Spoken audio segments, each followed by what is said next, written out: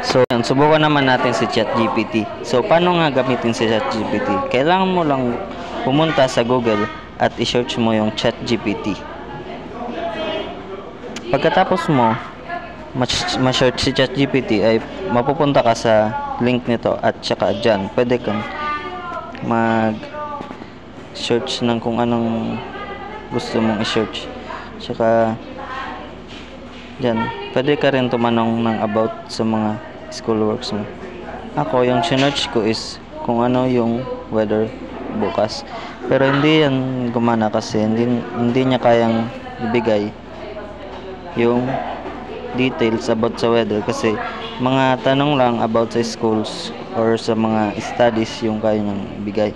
So, sinubukan ko ulit na ipagpa-generate siya ng mga picture. So, hindi niya rin kaya kasi hindi nga siya compatible sa pag-generate. Sa pag-aano lang siya ng mga solving, ganyan. Pwede siya mag-solve. Ganyan, sinolve niya yan kasi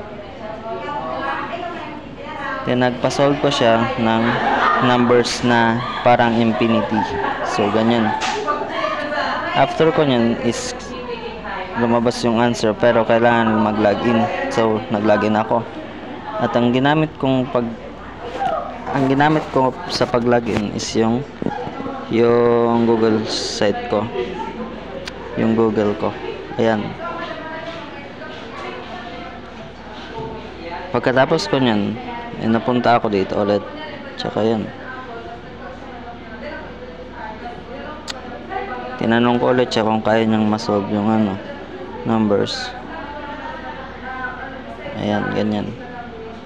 So, after nyan, nasolve niya na. Yun lang, ganun paggamit ng ChatGPT. Salamat.